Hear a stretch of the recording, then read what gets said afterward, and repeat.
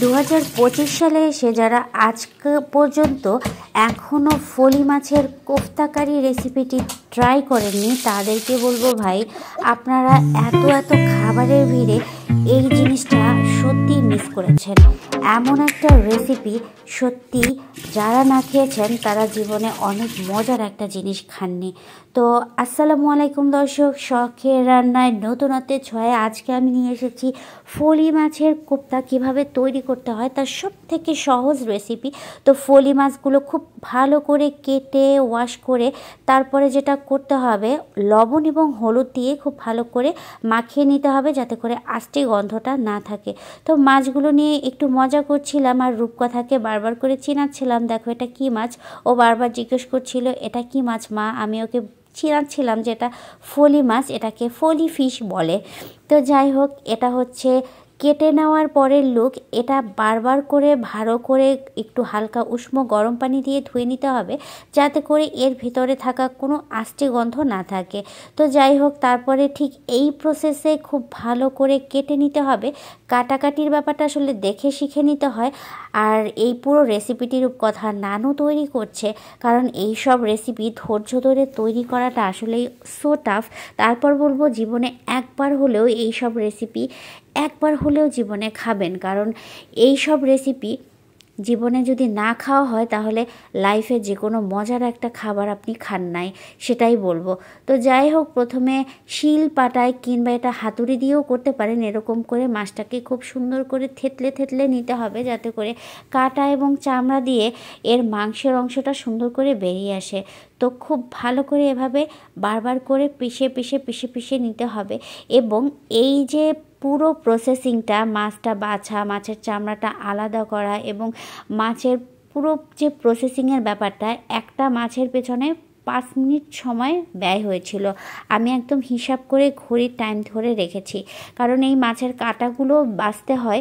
কারণ এই মাছটা কোফতাকারি যখন তৈরি করা হবে তখন দেখা যাবে এর ভিতরে এক টুকরো কাঁটা থাকবে না। আর ফলি মাছ কিন্তু মানুষ খায় না শুধুমাত্র বেশি কাঁটা থাকার কারণে।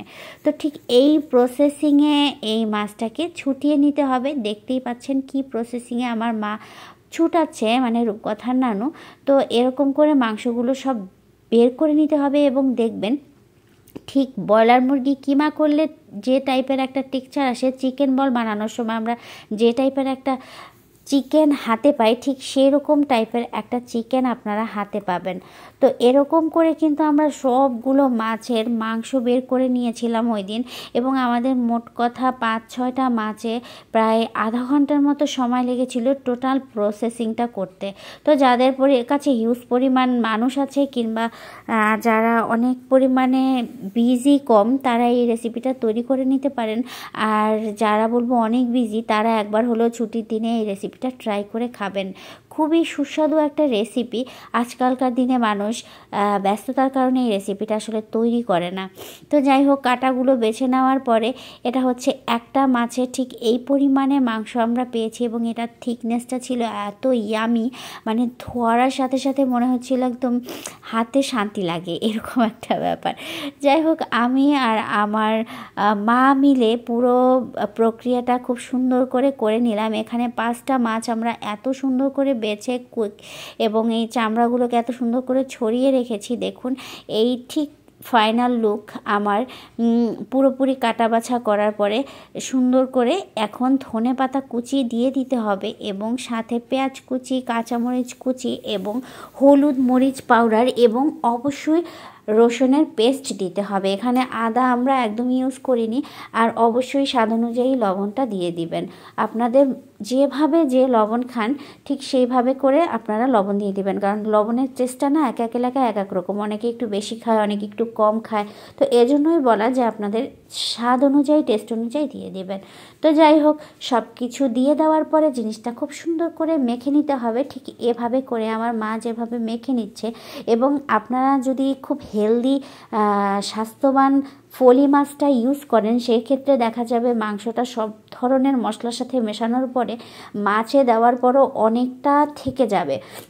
সেটা আপনারা গোল গোল করে বড়ার মতো করে ভাজতে পারেন কিংবা কাবাবের মতো করে ভাজতে পারেন। আমরাও যেটা করেছিলাম, এগুলো যেগুলো এক্সট্রা মাংসর অংশটা থেকে গিয়েছে সেটা আমরা খুব সুন্দর করে গোল গোল করে কাবাবের মতো করে বিভিন্ন শেপ দিয়ে আপনারা ভাজতে পারেন। তো যাই হোক, চামড়াটার মধ্যে সেই ময়ানগুলো সুন্দর করে ঢুকিয়ে দিয়ে ঠিক মাছের শেপের মতো করে দিবে আমার মা। তো পুরো প্রসেসিংটা আপনারা খুব ভালো করে খেয়াল করলেই বুঝতে পারবেন কিভাবে করে করছে।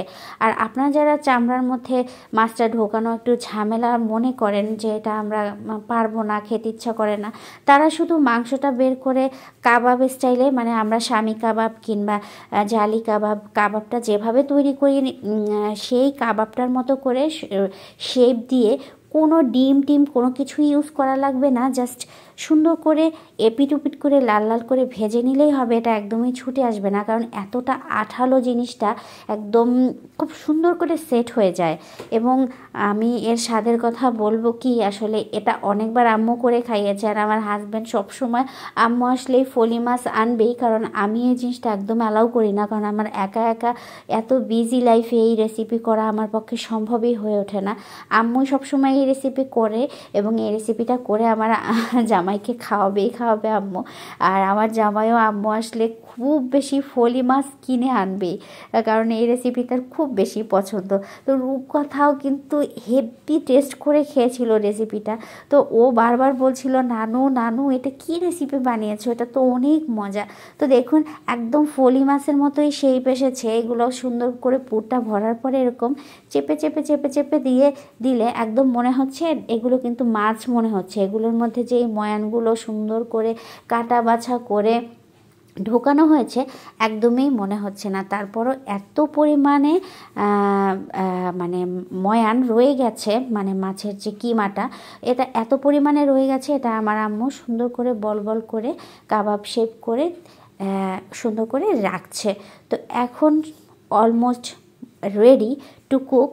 তো ভালো করে এগুলো সব সেটিং করে আমরা চলে যাব তেলে ভাজাভাজি করতে। I don't think so. No, no, no, no. I don't think so. No, no, no, no. It's never, ever, ever, ever, ever, ever gonna happen. I don't think so. No, no, no, no. I don't think so. No, no, no, no. It's never, ever, ever, ever, ever, ever gonna happen. I don't think so. No, no, no, no. Maybe someday you'll have it your way. Maybe someday it'll all work out.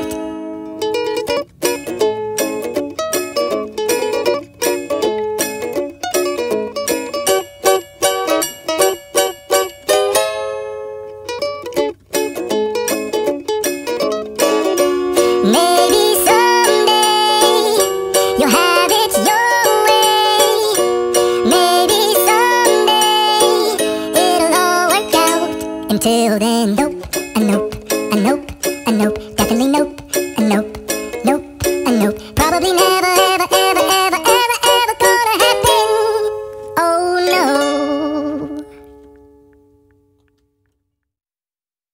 তো আমি রূপকথাকে নিয়ে খুবই দুষ্টুমি করছিলাম আর রূপকথা খুব enjoy করছিল এই পুরো রেসিপিটা দেখে। তো আমরা যাই করি না কেন, যাই বানাই না কোনো, প্রচণ্ড ক্যামেরার পেছনে মজা করি আমি আর আমার মেয়ে মিলে। আর আম্মু আসলে তো কথাই নেই, আম্মু আসলে আসলে অন্যরকমই হয়ে যায় ঘরের পরিবেশটা। তো এখন হচ্ছে এটা এপিট উপিট করে গোল্ডেন ব্রাউন কালার করে ভেজে নেওয়ার পালা। এবং অবশ্যই সরিষার তেলটা ইউজ করার চেষ্টা করবেন। আমরা সরিষার তেলে ভেজে নিয়েছিলাম এবং এর ফ্লেভারটা ছিল খুবই খুবই অসাধারণ।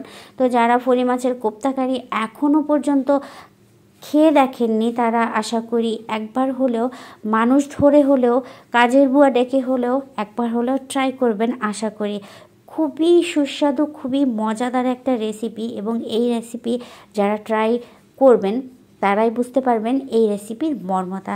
তো আজকের মতো এখানেই বিদায় নিচ্ছি। ভালো থাকবেন আশা করি আজকের রেসিপিটি। আর এই রেসিপিটি খেয়ে রূপকথা কীরকম একটা রিভিউ দিয়েছে সেটাও জানার জন্য ভিডিওটি শেষ পর্যন্ত দেখবেন আশা করি। আল্লাহ হাফিজ, বাই বাই, টাটা।